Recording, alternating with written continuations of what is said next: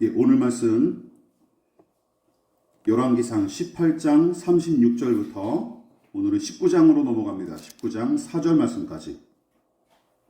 열왕기상 18장 36절부터 19장 4절 말씀까지 제가 가진 성경으로 548페이지에서 550페이지 정도 됩니다. 예, 찾으신 줄 알고 저와 여러분이 한 절씩 번갈아 가면서 교독하고 마지막 절 합독하도록 하겠습니다.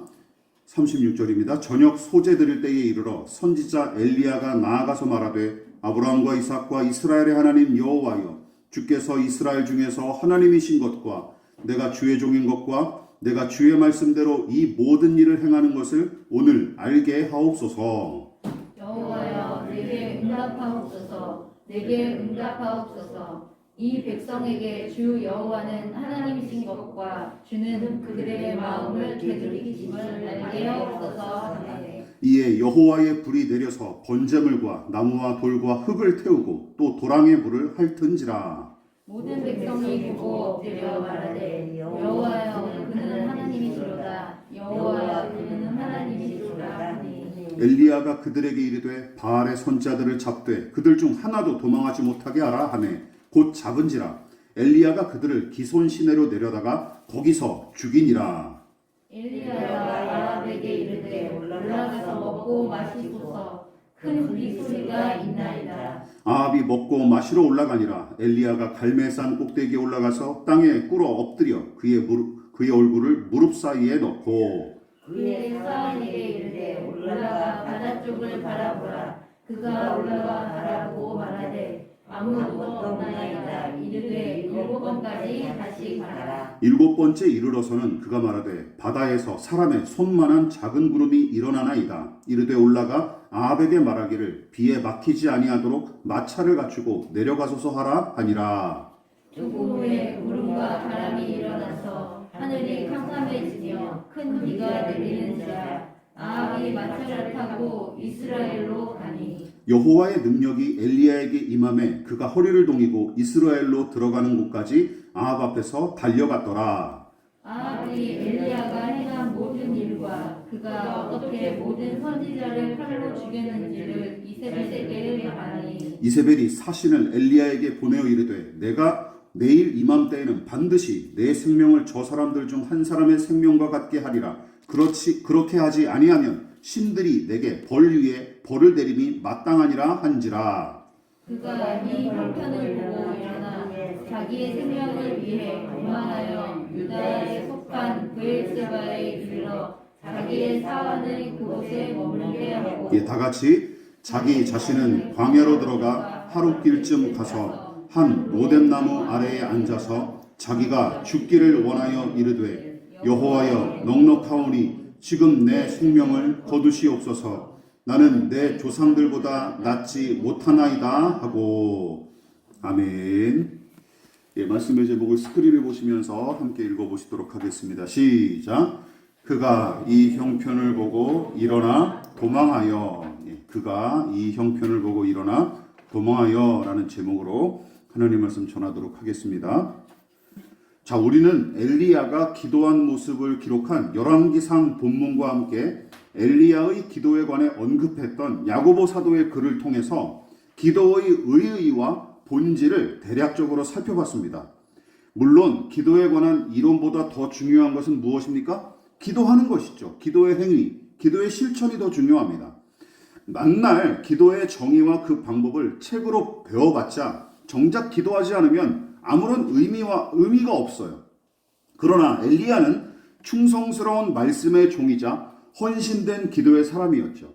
하나님은 엘리야에게 말씀하시고 엘리야는 하나님께 기도했습니다. 이 간단한 순환이 이 하나님과 엘리야 사이에는 원활하게 이루어졌던 것이죠. 즉 하나님의 말씀에 항상 귀를 기울이고 순종하기에 힘썼으며 세상과 사람을 의지하지 않고 오직 하나님만 의지하여 기도에 헌신했던 인물이 엘리야죠.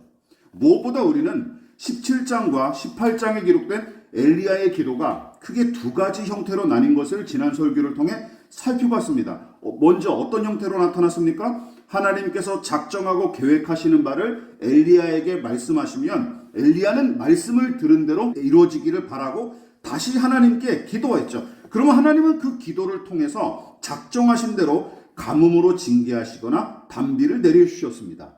그러나 엘리야가 하나님께서 작정하신 뜻만 놓고 기도한 것은 아니죠. 다른 형태의 기도도 등장했었습니다. 하나님은 아이의 죽음과 젖은 제단에 관해 말씀하신 적이 없었어요. 오로지 엘리야가 자신의 의지와 나름의 소원을 놓고 기도했고 하나님은 그 기도조차 기꺼이 들으시고 응답하셨습니다. 또한 엘리야는 마지막으로 바짝 자신을 낮춘 모습으로 끈질기게 기도했는데 그 이유가 무엇이었습니까? 자신을 낮출 수 있는 데까지 낮추고 하나님을 섬기는 종으로서 기도한 것입니다. 또한 그의 기도를 통해 일어난 일들을 생각해 보십시오. 하늘에서 내려온 불이 물에 젖은 제단과 제물마저 몽땅 태워버렸고 3년 반 동안 계속 이어진 가뭄이 기도의 응답으로 내린 큰 비로 단번에 해갈되었으며 마지막으로 아합과 그 수행원들이 큰 비를 피해 마차를 타고 이동하는데 엘리야가 무슨 초능력이라도 얻은 것처럼 그 마차를 앞질러 가는 게 아니겠습니까? 당연히 하나님의 능력이 임했기에 가능한 일이지만 그래도 하나님께서 허락하신 일이기에 의미가 있는 것이죠. 그러므로 신구약을 통틀어서 기도에 관한 인물을 떠올리면 많은 신자들이 대개 사무엘과 엘리야를 주로 언급하고 그뿐만 아니라 율법과 예언의 대표자로 등장해서 예수님을 직접 뵙는 영광을 누린 사람이 두 사람 등장하죠. 신약 성경에 누굽니까? 모세와 엘리야입니다. 그야말로 이 가문의 영광인 거예요. 자, 어쨌든 무모하게 여겨졌던 이 영적 대결은 엘리야의 완승으로 끝났고 도무지 해결 방법이 없어 보였던 가뭄도 그의 기도로 단박에 해결됐으며 보란듯이 아합의 마차를 앞질러가는 신기한 능력까지 선보였죠. 자, 그렇다면 이제 아합과 이세벨은 모든 이방신을 버리고 여호와 하나님 앞에 바짝 낮아져서 회개했을까요? 북이스라엘 백성도 거기에 동참하여 드디어 살아계신 하나님을 두려워하고 엘리야처럼 무너진 제단을 다시 그들이 쌓았을까요? 또한 엘리야를 비롯하여 오바댜와 그가 숨겨둔 500여 명의 선지자들, 또한 그동안 쥐죽은 듯이 지내며 믿음을 지켰던 북이스라엘의 소수의 신자들은 마침내 엘리야의 승리를 통해 자유롭게 자신의 신념과 신앙을 드러냈을까요? 18장은 엘리야의 승리를 연이어서 기록했지만 19장의 분위기가 완전히 달라지죠. 여러분들도 읽어보셨죠? 18장에서는 승리자였던 엘리야가 19장에서는 도리어 완패를 당한 사람처럼 광야로 도망치고 심지어 로뎀나무 아래 두어 하나님께 뭐라고 기도합니까? 이상한 기도를 하죠. 죽여주십시오 라고 기도합니다.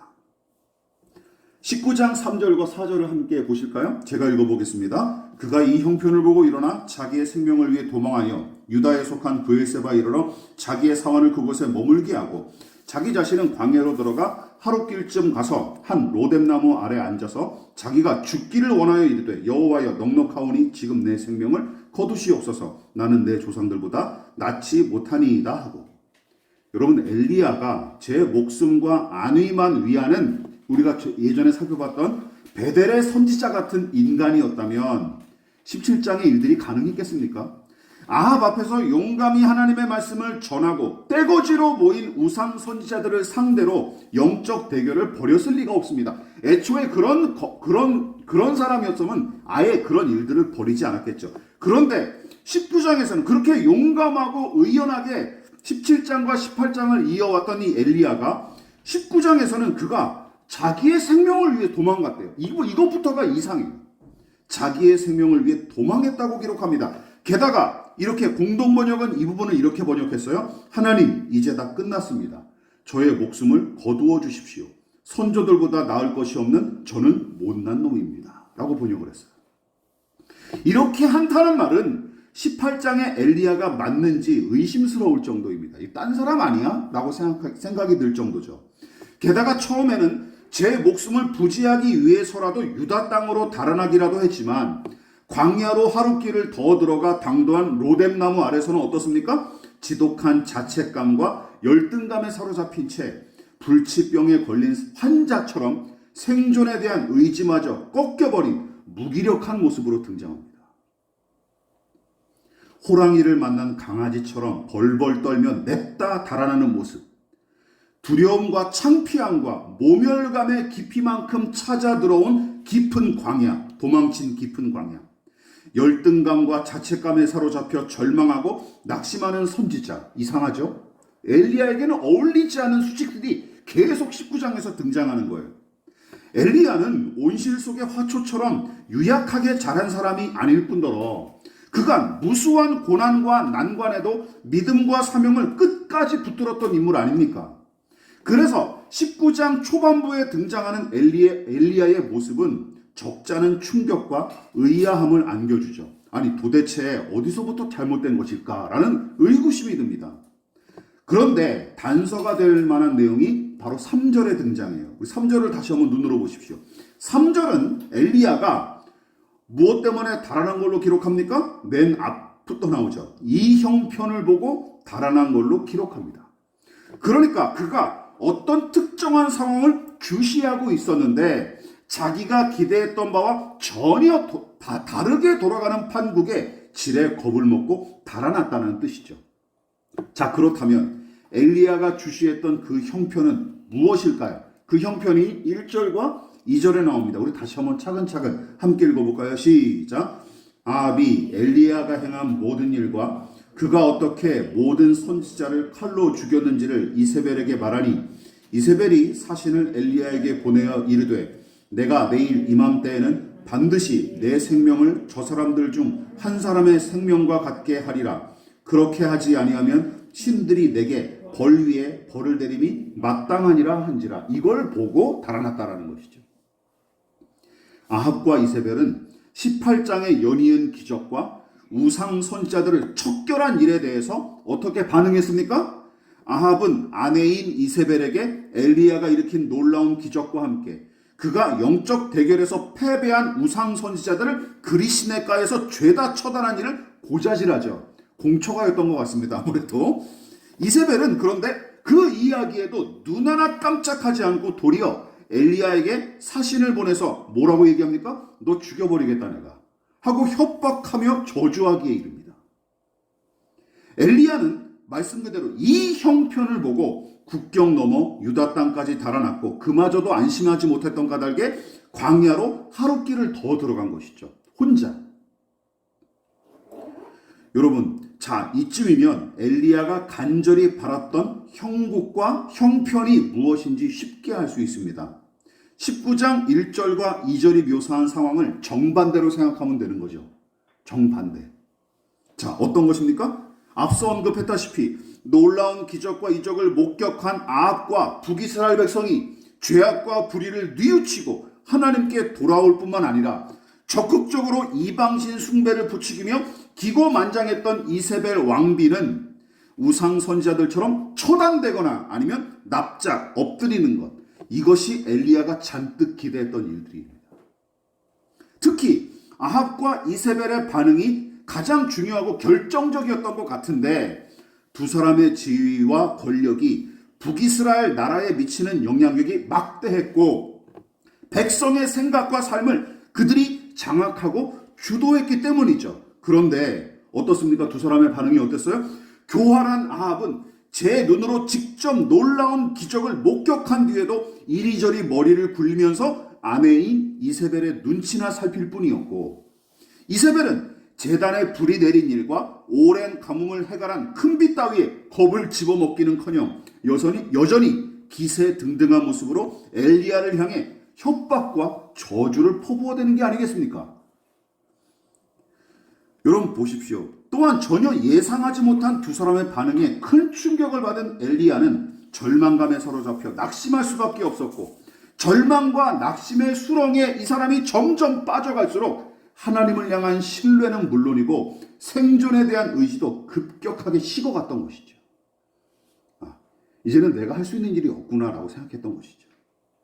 다시 말해 엘리야는 18장의 이 엄청난 기적과 영적 대결의 승리를 통해서 아합과 이세벨 두 사람이 하나님께 돌이키거나 아니면 돌이키지는 못할지언정 최소한 하나님의 이 위엄과 권능 앞에 뭐하기라도 바랐던 거예요? 엎드려지기라도 바랐던 것이죠. 굴복하기를 바랐던 거예요.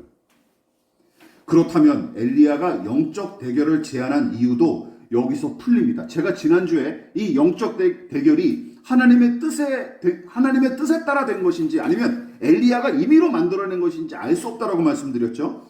여러분, 그 이유가 여기서도 풀려요. 제가 우상 선지자들과 엘리야의 영적 대결이 하나님의 뜻에 따라 벌인 일이 아니라 미망인의 죽은 아들을 살려주십사 기도했을 때처럼 엘리야가 임의대로 벌인 일임을 지적했었죠. 물론 엘리야가 자신의 소원과 바람을 임의대로 아랬을지라도 하나님은 그의 기도에 기꺼이 응답하시고 은혜를 베푸셔서 불을 내려주셨죠. 우상 선지자들과의 영적 대결을 제안한 일도 마찬가지입니다. 본문을 보십시오. 하나님께서 그에게 우상 선지자들과 제사로 겨루어 보아라 하신 내용이 있습니까? 없습니까? 없어요. 없어요. 다시 18장 1절을 다시 한번 살펴보십시다. 시작. 많은 날이 지나고 제3년에 여호와의 말씀이 엘리야에게 임하여 이르시되 너는 가서 아합에게 보이라. 내가 비를 지면에 내리라라. 여러분, 하나님의 명령은 단순 명령했습니다.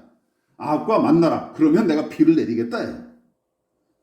가서 아합을 만나라. 그러면 내가 비를 내리겠다 하신 말씀입니다. 다시 말해 너는 아합에게 우상 선지자들과의 영적 대결을 제안하라. 또한 갈멜산에 올라서 12개의 돌로 무너진 제단을 쌓고 거기서 12통의 물을 흠뻑 부어 적신 다음에 제사하라. 그러면 내가 불을 내려주겠다 하는 말씀이 등장하지 않아요.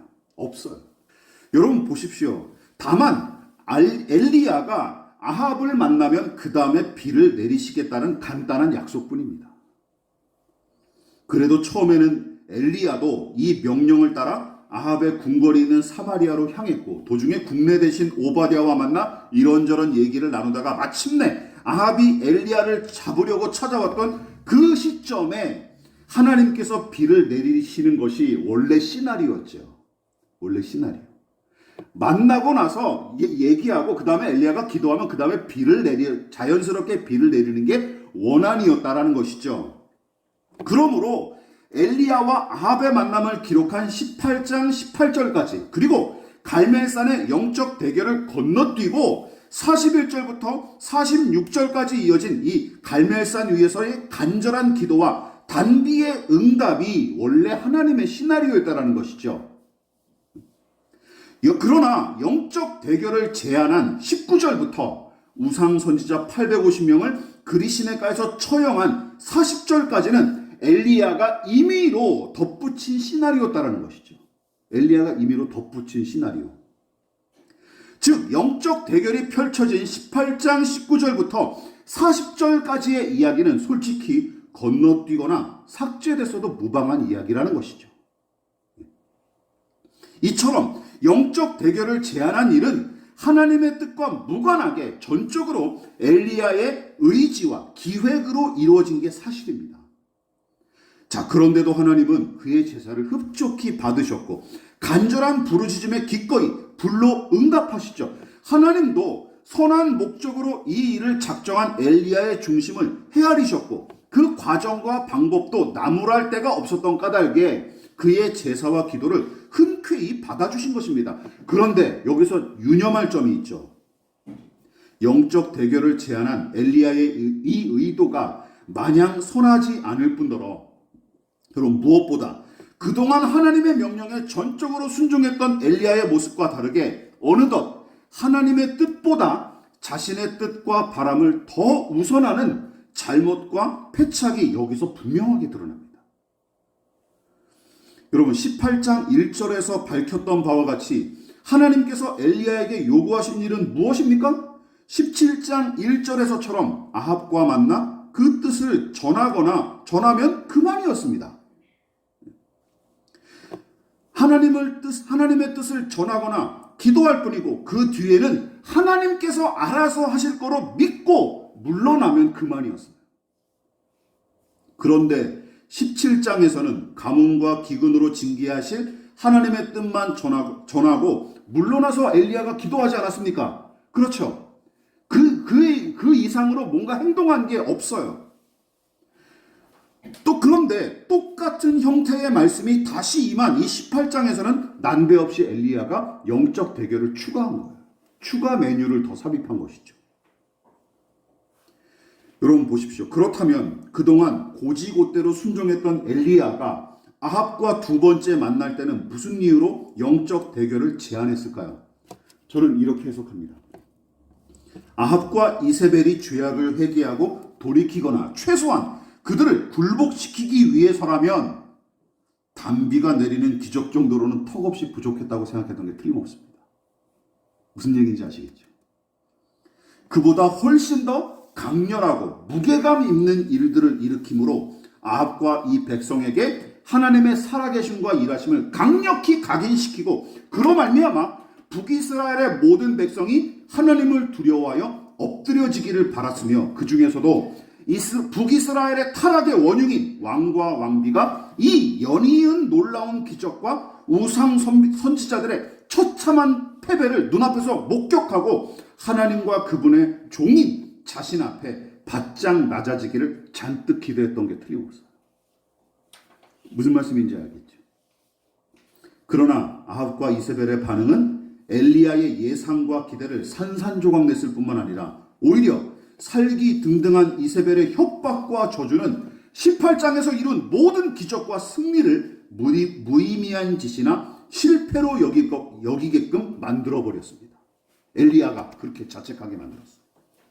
여러분 기억하십시오. 엘리야의 이 19장의 침체는 체력 고갈이나 탈진으로 말미암은 게 아닙니다. 탈진이나 체력 고갈이었으면 벌써 17장에서 그랬어야죠. 아니 18장에서 그랬어야죠. 그렇지 않습니까? 근데 하나님께서 계속 힘주시고 은혜를 공급해 주시니까 엄청난 일을 계속 감행했거든요. 그러니까 체력 고갈이나 그런 탈진이 문제가 아니에요.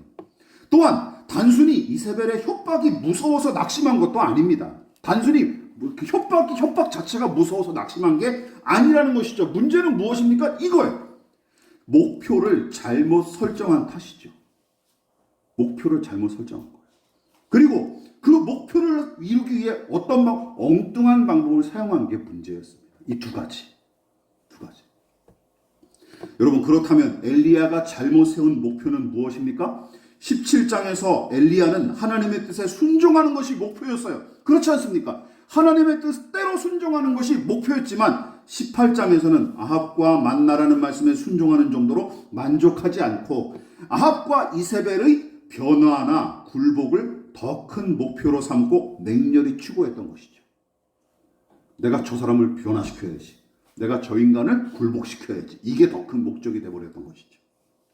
또한 엘리야가 아합과 이세벨의 변화나 굴복을 위해 사용한 방법이 무엇입니까? 바로 우상 선지자들과의 영적 대결을 통해서는 불로 임하시는 하나님의 권능과 위엄을 드러내고 승리한 뒤에는 우상 선지자들 850명을 직접 제소도로 다 처단함으로써 아합과 이세벨에게 어떤 하나님을 보여주는 거예요?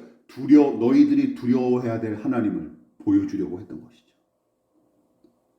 폭력으로 그리고 더 센 힘으로 그걸로 이 사람들에게 어필하고 싶었던 거예요. 이게 얼마나 중요한 교훈입니까? 여러분 그러나 하나님은 가뭄으로 징계하실 때처럼 다시 비를 내려주마 말씀하셨을 때도 기억하십시오. 왕과 왕비가 이러저러하게 변화된다거나 그들이 굴복할 거로 약속하신 적이 있습니까? 없습니까? 그런 약속 없었어요. 그냥 엘리야가 취할 행동만 얘기하셨을 뿐입니다. 그러므로 엘리야는 하나님의 말씀대로 순종하고 그 범위 안에서 잠잠히 기다렸던 17장처럼 18장에서도 말씀대로 아합과 만나고 간절히 기도한 후 나머지 일은 어떻게 해야 됐을까요? 하나님의 손에 철저히 맡겼어야 하는데 크고 강하고 무서운 하나님을 보여주면 아합과 이세벨이 절로 굴복할 줄 알고 판을 키웠던 것입니다. 판을 키웠던 거예요. 그리고 그 판을 키운 게 이 사다를 초래한 것입니다. 감당하지 못할 일들을 만들어버린 것이죠. 이런 사례가 성경에 가끔 등장합니다. 이스라엘 백성이 모세의 인도를 따라 광야를 이동하는 도중에 얼마나 자주 모세와 하나님을 향해 원망과 불평을 쏟아놓았는지 몰라요. 게다가 세월이 꽤 흘렀는데도 이 백성의 못된 습관은 여전했는데, 가데스라는 곳에 도착했을 때도 마실 물이 없다며 어김없이 불평을 쏟아놓았고, 급기야 하나님은 모세에게 이렇게 말씀하십니다. 그들이 보는 앞에서 저 바위에게 명령하라. 그러면 내가 바위를 터뜨려 물을 내주마 라고 약속하십니다. 그런데 모세가 간만에 이 백성을 향해 분통을 터뜨리며 다음과 같은 짓을 저지르죠. 같이 읽어볼까요? 시작. 모세와 아론이 회중을 그 반석 앞에 모으고 모세가 그들에게 이르되 반역한 너희여 들으라.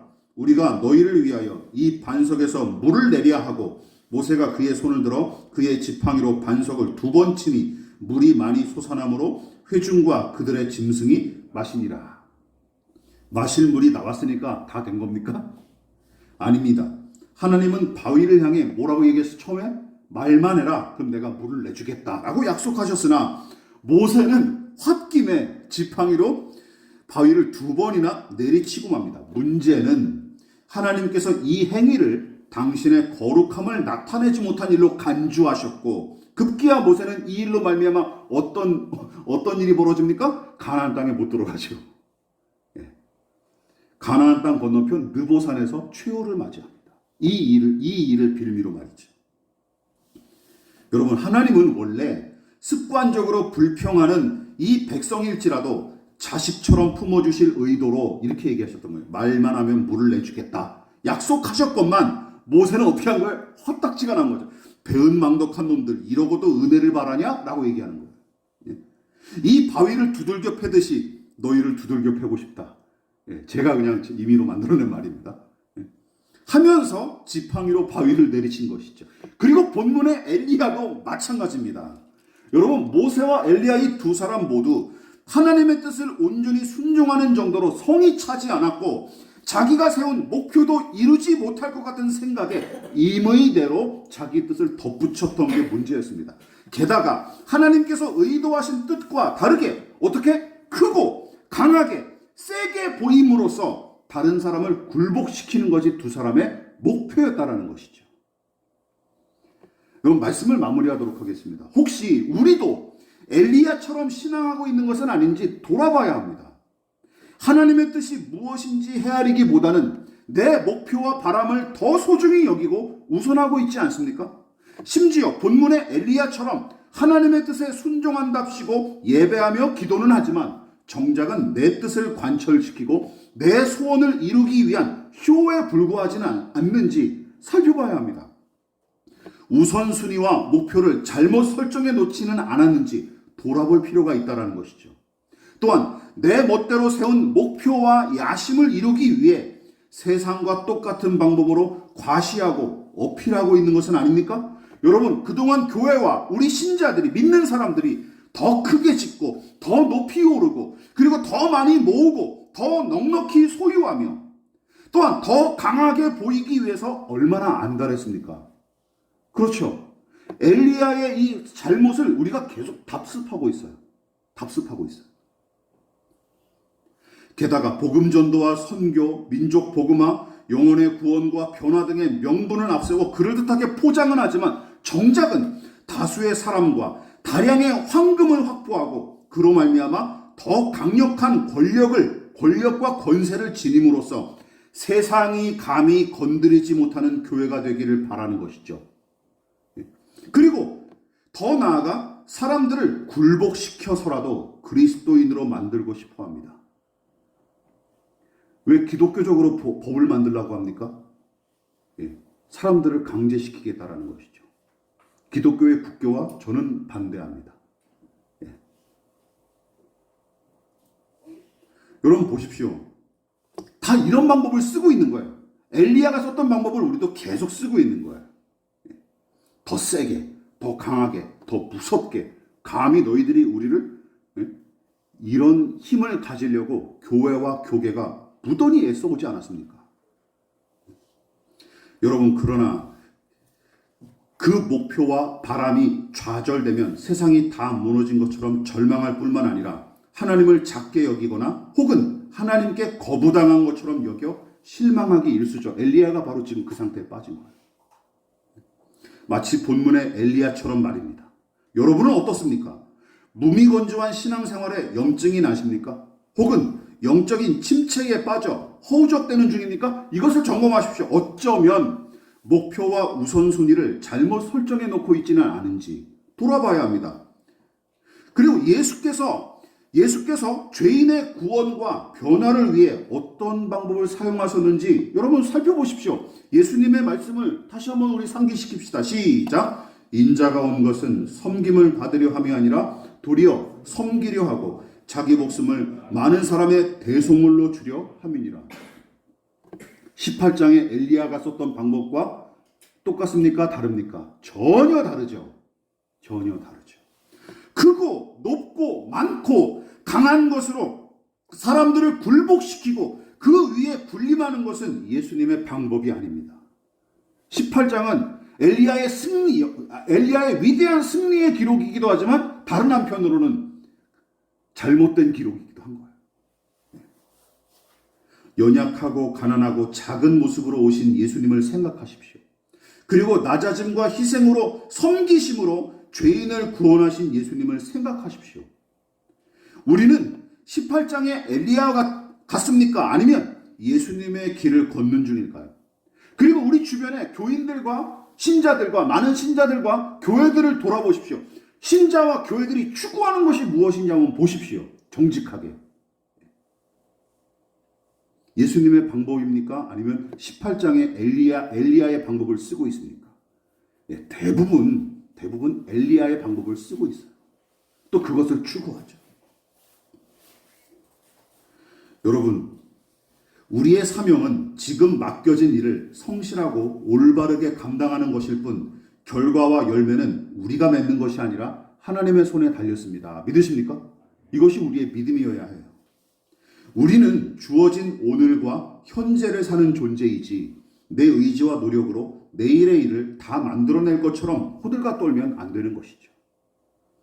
한 영혼을 변화시키고 구원 얻게 하는 것도 마찬가지입니다. 우리는 힘쓰고 애써 복음을 전하고 그를 위해 기도하며 예수의 제자로서 거룩하고 선하고 아름답게 살아낼 뿐 한 영혼의 구원과 변화도 오직 하나님의 뜻과 그분의 손에 달린 일입니다. 믿으십니까?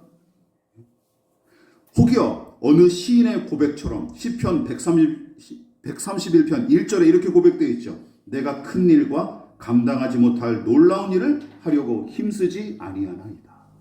이게 필요한데 엘리야가 지금 여기서 오버했던 것이죠. 예, 물론 엘리야도 믿음의 성장통을 겪고 있는 중입니다. 19장의 엘리야는 지금 이 성장통을 겪고 있는 중이에요.